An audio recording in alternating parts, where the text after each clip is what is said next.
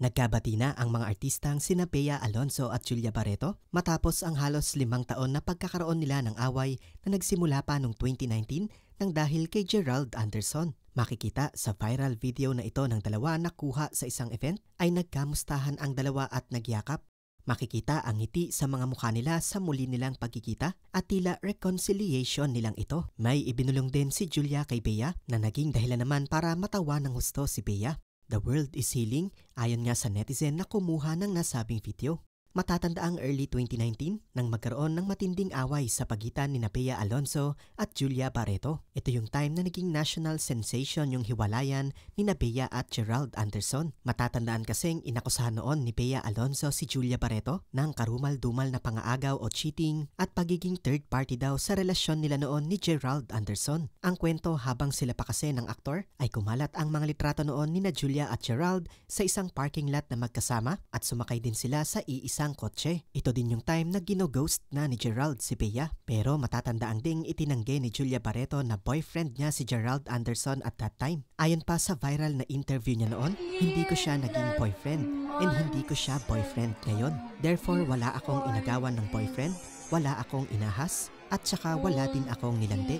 Pero kalaunan nga ay umamin din ang dalawa sa relationship nila at nag-viral din noon ang patama ni Bea Alonzo sa dalawa na time as the ultimate truth teller daw. Dahil all this time nga ay siya pala ang tama at nagsasabi ng katotohanan. Pero fast forward nga almost 5 years later ngayon 2024 ay nagkabati na nga sina Bea Alonzo at Julia Barreto. Ito ay lubos namang ikinatuwa ng kanilang mga fans. Although talagang naging mainit ang bangayan nila noon, 5 taon na kasi ang nakakalipas. May kanya-kanya na silang buhay ngayon at happy naman sila ngayon individually. Alangan namang magdedmahan pa rin sila, gayong nakamove on na sila pare-parehas sa mapait na nakaraan. Sina Julia Barreto at Gerald Anderson ay going strong pa rin ang relationship hanggang sa ngayon. Si Bea naman, although may issue sa pagitan nila ni Dominic Roque, makikita naman na nag-e-enjoy pa rin siya ngayon at nandun pa rin naman yung chance na magkaayos sila. Samantala, narito naman ang naging komento ng mga netizens. New adulting achievement unlocked. Buti naman at nagkabati na sila. Edit, I watched the video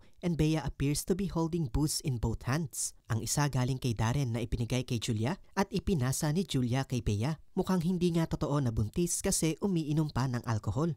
I'm not a fan of these two pero knowing yung nangyari sa kanila because of Gerald Anderson, nakaka-happy malaman na okay na sila. This is something some of us did not see coming. Wala namang silang problema right from the start. Si Pia talaga ang dahilan nung hiwalayan nung kina Bea at Gerald, diba? Nakwento na ni Janus Del Prado sa interview kay OG, panahon ng may Perfect You taping. Pero hindi naging sina Pia at Gerald, tapos si Julia nataon nagkaroon ng movie sila ni Gerald, yung Between Maybes. Tapos inisip na nating lahat na inagaw nga ni Julia si Gerald kay Bea, pero ang totoo, na-ghost nga ni Gerald si Bea.